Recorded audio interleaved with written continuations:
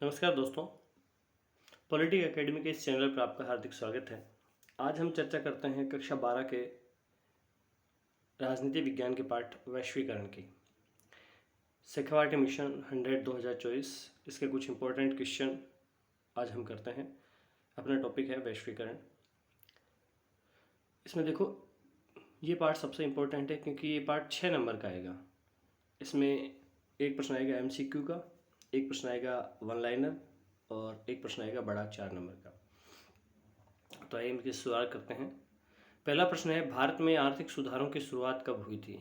भारत में जो नए आर्थिक सुधार हुए थे वो 1991 में शुरू हुए थे, जब सोवियत संघ का विघटन हो चुका था। उसके बाद में शीत युद्ध की समाप्ति के बाद मुक्त व्यापार की नीति के साथ ही भारत में नए आर्थिक सुधार शुरू हुए।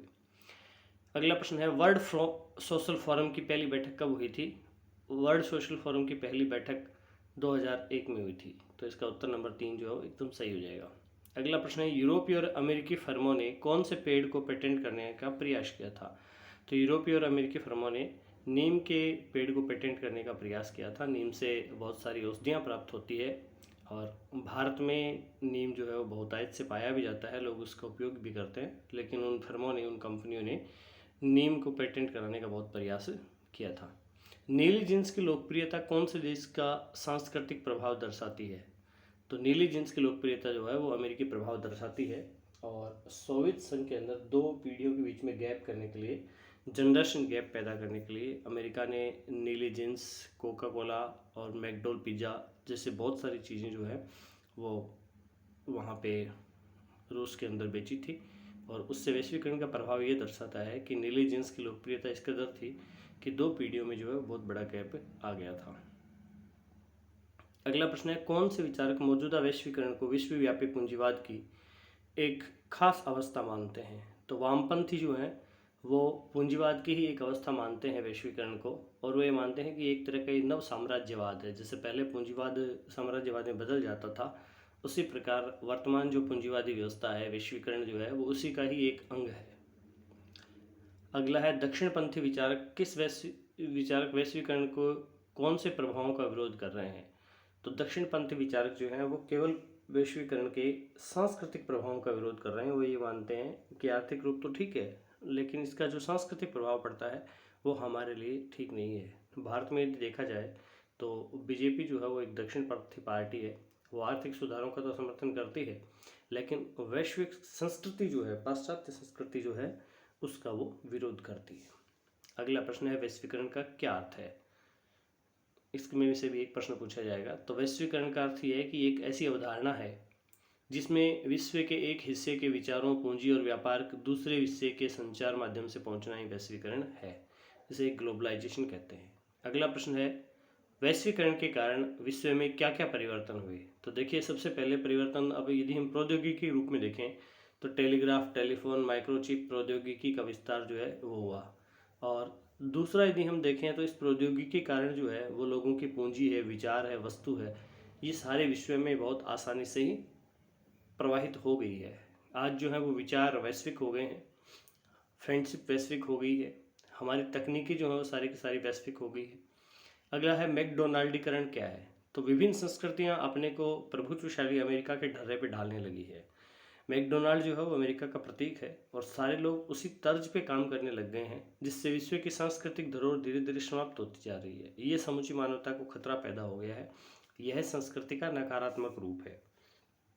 सकारात्मक संस्कृति जो होती है उसको हम सलाद बोल संस्कृति कहते हैं, या बहु संस्कृतिवाद जो है वो इसी के विरोध में आया था, मैकडोनाल्डीकरण के विरोध में। बहु संस्कृतिवाद जो ये कहता है कि हर देश की अपनी जो एक संस्कृति है वो जिंदा रहनी चाहिए। अगला प्रश्न है, सांस्कृतिक विभिन्नीकरण किसे कहते हैं? सांस्कृतिक विभिन्नीकरण का मतलब है अपनी संस्कृति के पारंपरिक सांस्कृतिक मूल्य को छोड़े बिना वैश्विक परिदृश्य में परिष्कृत करना सांस्कृतिक विभिन्नीकरण कहलाता है। अगला है, वैश्वीकरण की आलोचनाएं बताओ। तो हमें वैश्वीकरण की आलोचनाएं जैसे वामपंथ करता है। वामपंथ ये कहता है कि पूंजीवाद की खास अवस्था है जो धनिक को धनी बनाती है और गरीब को गरीब बनाती है। लेकिन दक्षिणपंथी लोग जो वो ये कहते हैं कि वैश्वीकरण से राज्य कमजोर होने के कारण कुछ क्षेत्रों में आत्मनिर्भरता और संरक्षण का दौर जो है वो फिर से कायम हो जाएगा। अगला प्रश्न है, वर्ल्ड सोशल फोरम क्या है? तो वैश्वीकरण के विरोध में स्थापित विश्वव्यापी मंच है जिसमें मानवाधिकार कार्यकर्ता, पर्यावरणवादी, मजदूर, युवा, महिला कार्यकर्ता एकजुट होकर के नव उदारवादी वैश्वीकरण का विरोध करते हैं। अगला प्रश्न है, वर्ल्ड सोशल फोरम की पहली बैठक का आयोजन कब और कहाँ हुआ? तो वर्ल्ड सोशल फोरम की पहली बैठक 2001 पोर्ट अलगेरे ब्राज़ील में हुई और चौथी फोरम बैठक जो है वो 2004 भारत में हुई। तो यदि ये प्रश्न ऐसा पूछा जाए कि भारत में कहाँ हुई, तो हम लिख सकते हैं कि भारत में हुई थी 2004 में और पहली हुई थी 2001 ब्राज़ील में। वैश्वीकरण के उदय के दो कारण बताओ। तो सबसे बड़ा कारण ये था कि प्रौद्योगिकी में तरक्की हुई और विश्वव्यापी पारस्परिक जुड़ाव हुआ। अगला निबंधात्मक प्रश्न है, ये 4 नंबर का आएगा। एक एक नंबर के जो 2 प्रश्न थे संभावित वो हमने किए। अब बड़े प्रश्न है कि वैश्वीकरण का अर्थ स्पष्ट करते हुए इसके कारणों का उल्लेख कीजिए। तो हमें सबसे पहले क्या करना है कि पेपर में वैश्वीकरण का अर्थ बताना है। और जो बड़े प्रश्न आते हैं उनमें हमें एक चीज़ का ध्यान रखना चाहिए कि हम जो टॉपिक बनाते हैं, कुछ लड़कों की क्यूरी रहती है कि उन्हें हम अलग पेन से करें या उन्हें अंडरलाइन करें या उनको डार्क करें। तो हम उनको अलग पेन से भी लिख सकते हैं, उनको डार्क भी कर सकते हैं, उनको अंडरलाइन भी कर सकते हैं, या ऐसा भी कर सकते हैं कि टॉपिक को ऊपर की लाइन में लिख दिया और उसका जो मैटर है वो जस्ट उससे नीचे वाली लाइन में वहाँ से शुरू हम कर सकते हैं। तो वैश्वीकरण का अर्थ बताना है सबसे पहले। तो विभिन्न देशों के बीच में जो पारस्परिक संबंध है या तीव्र एकीकरण की प्रक्रिया है, इसको हम वैश्वीकरण कहते हैं। इसमें हम ये भी बता सकते हैं कि वैश्वीकरण जो है वो संपूर्ण विश्व को एक परिवार या समुदाय के रूप में व्यक्त किया जाता है। ये आर्थिक और प्रौद्योगिकी रूप है, वरना धार्मिक रूप से बहुत पहले, हजारों साल पहले भी भारत जो है वो वसुधैव कुटुंबकम यानी विश्व एक परिवार है, ये भावना जो है वो प्रकट हुई थी। इसके कारण जो है वो उन्नत प्रौद्योगिकी है, टेलीग्राफ, टेलीग्राम, माइक्रोचिप, इंटरनेट, छपाई, संचार क्रांति, ये सारे इसके साधन हैं जिससे लोग एक दूसरे से नज़दीक आए। तो आप इसमें सोशल मीडिया भी लिख सकते हो कि वर्तमान में जो इंटरनेट से क्रांति आई है सोशल मीडिया से, वो भी वैश्वीकरण का एक बहुत बड़ा कारण बन गया। विश्वव्यापी जुड़ाव जो है, हम देखते हैं कि जैसे सोशल मीडिया पे आपके बहुत सारे देशों के मित्र बन जाते हैं। तो सोशल मीडिया से जो जुड़ाव बना है, ये विश्वव्यापी जुड़ाव जो है, विश्व के नागरिकों के मध्य जो पारस्परिक जुड़ाव है, एक दूसरे से जुड़ाव महसूस करता है।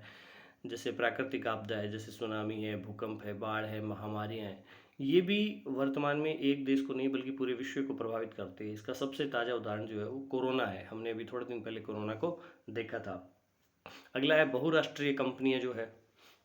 तो बहुराष्ट्रीय कंपनियां वैश्वीकरण में महत्वपूर्ण योगदान निभाती है। बहुराष्ट्रीय कंपनियां अनेक देशों में काम करती है, उससे भी विश्व जो है आपस में जुड़ गया है और भारत में भी बहुत से देशों की बहुराष्ट्रीय कंपनियां काम कर रही है।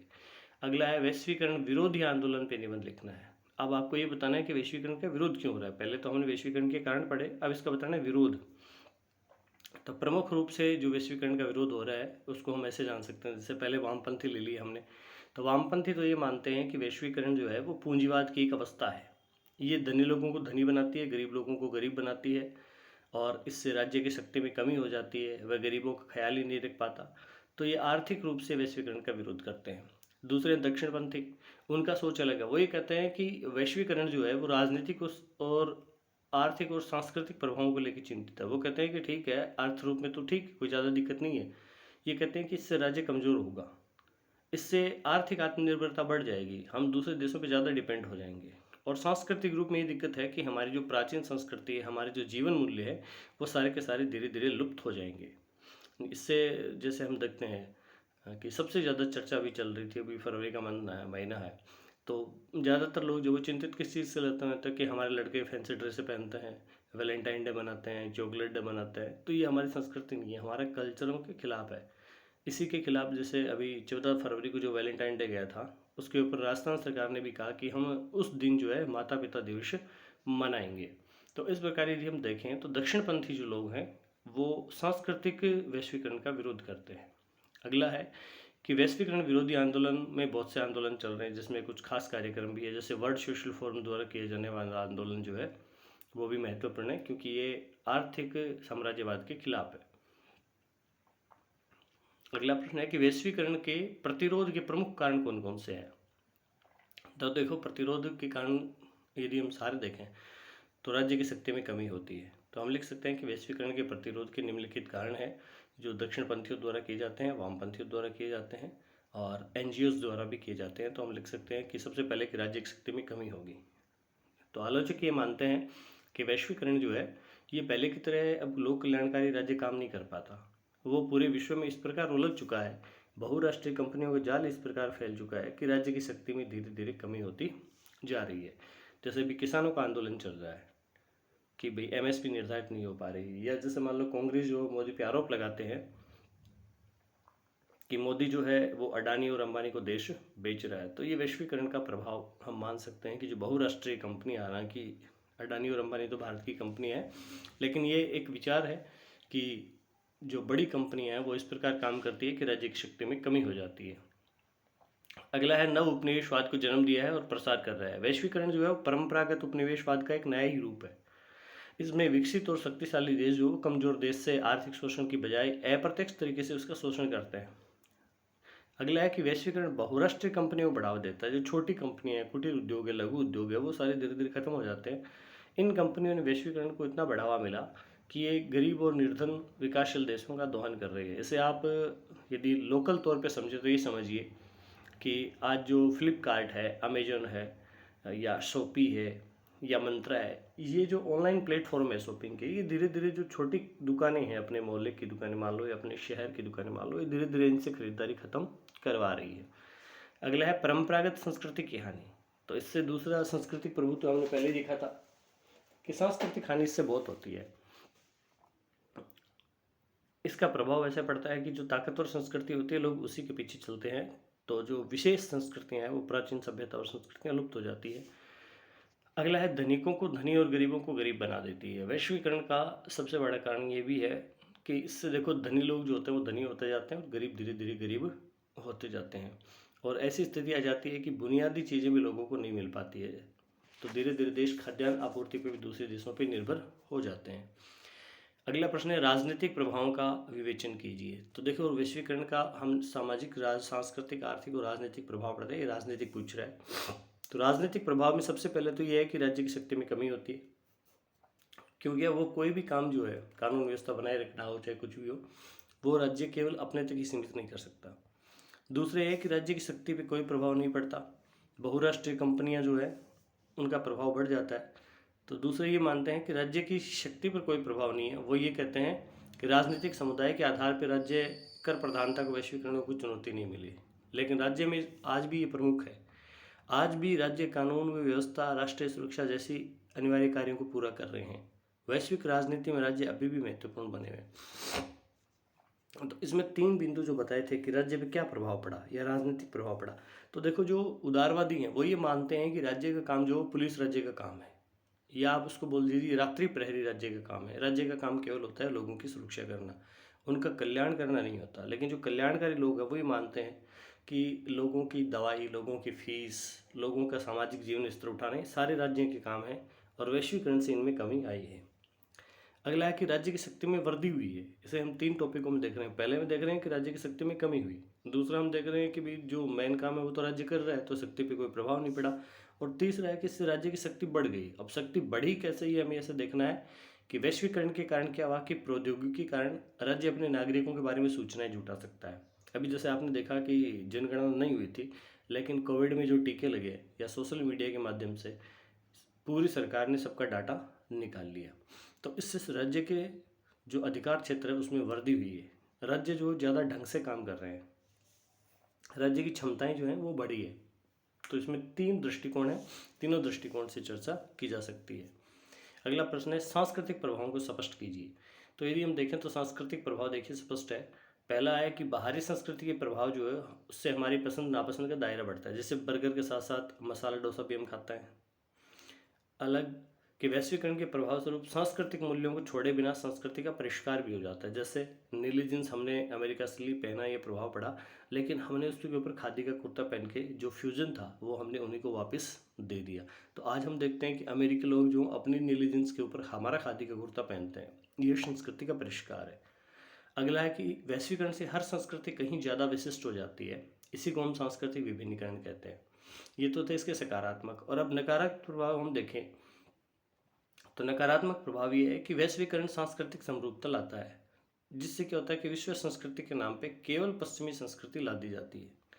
वैश्वीकरण के कारण जो विभिन्न संस्कृतियां थी अपने आप को प्रभुत्वशाली अमेरिका के ढर्रे पे ढालने लगी। जो अपने आप को कमज़ोर महसूस करती है वो धीरे धीरे उस ढर्रे पे ढल जाती है। और तीसरा हिस्सा सबसे बड़ा ये है कि विभिन्न संस्कृतियां उनकी समृद्ध धरोहर धीरे धीरे खत्म हो गई है। तो ये मानवता के लिए बहुत बड़ी खतरे की बात है। अगला प्रश्न है कि वैश्वीकरण के आर्थिक प्रभाव बताइए। तो वैश्वीकरण के देखो सकारात्मक और नकारात्मक दो तरह के आर्थिक प्रभाव पड़ते हैं।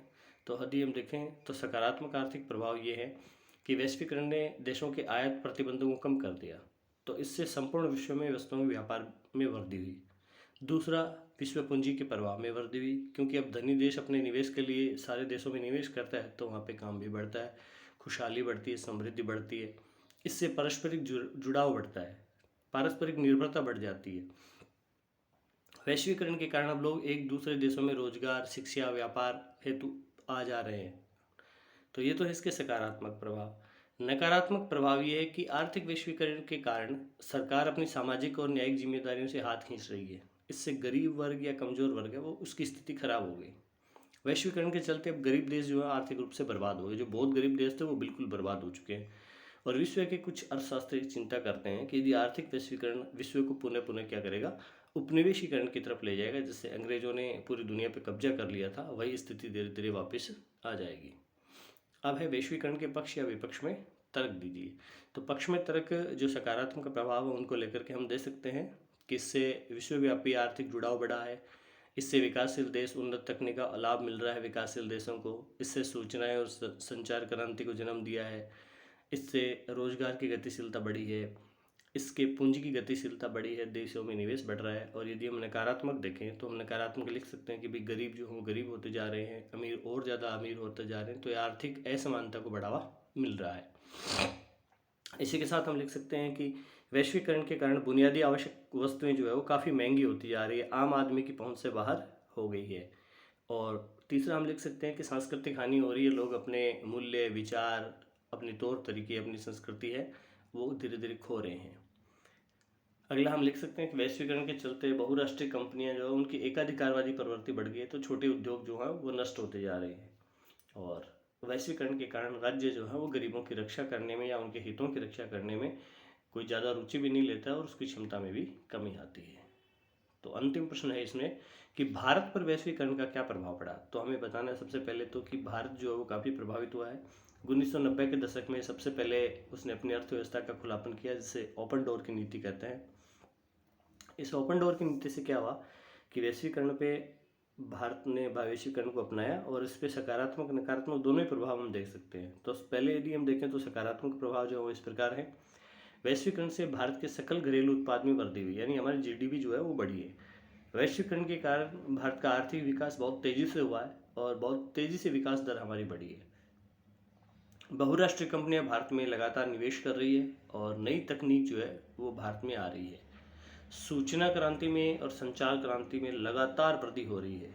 भारतीय वस्तुओं की गुणवत्ता में सुधार है। पहले जो हमारे यहाँ अच्छी वस्तुएं नहीं थी उसमें भी हमने सुधार किया है। और भारत में प्रति व्यक्ति आय जो है वो भी बढ़ी है।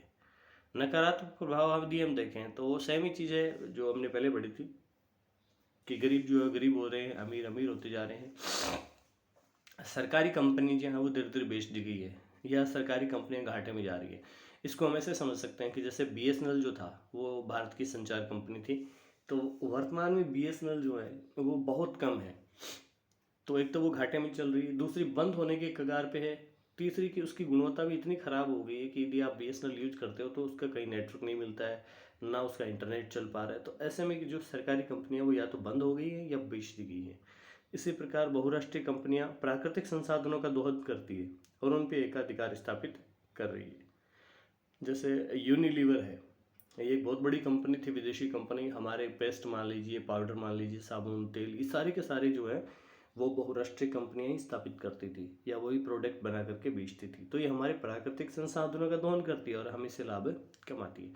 अगला था वैश्वीकरण जो है उसके अनेक मूल्य तीव्र वृद्धि हुई है। उससे बुनियादी आवश्यक वस्तुएं जो है वो आम आदमी की पहुंच से बहुत ज़्यादा बाहर हो गई है। जैसे मान लो महंगाई बहुत ज़्यादा बढ़ रही है, जो निजी आवश्यकताएं हैं, बहुत मूलभूत आवश्यकताएं उनकी पूर्ति भी बहुत कठिनाई से हो पा रही है।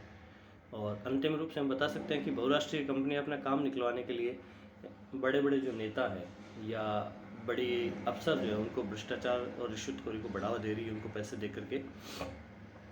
इसके हम बहुत सारी उदाहरण यदि हम भारतीय राजनीति में देखें तो पढ़ पाते हैं कि जैसे बोफोर्स तोप घोटाला हुआ, तो उसमें ऐसी चर्चाएं चली थी कि बोफोर्स तोप खरीदने के लिए कंपनी ने उस समय में 1980-85 के समय में 60 करोड़ रुपए की जो रिश्वत दी थी। और इसी प्रकार अभी वर्तमान में भी जैसे मोदी पे आरोप लग रहे हैं कि अडानी और अंबानी जो है वो इनको पैसे दे करके काम करवाते हैं। तो ये अपना एक जो पार्ट है पूरा हो गया है। ये QR कोड है, इससे आप डाउनलोड कर सकते हो PDF वगैरह। तो ये अपना पार्ट था वैश्वीकरण। तो ये काफ़ी इम्पोर्टेंट पार्ट है। और इसी के साथ हमारी जो 2 पुस्तकें हैं अंतर्राष्ट्रीय राजनीति वाली, वो आज पूरी हो गई है। कल हम अगले पार्ट की चर्चा करेंगे। जो भारतीय राजनीति है उस भारतीय राजनीति पे हम एक वीडियो डालेंगे।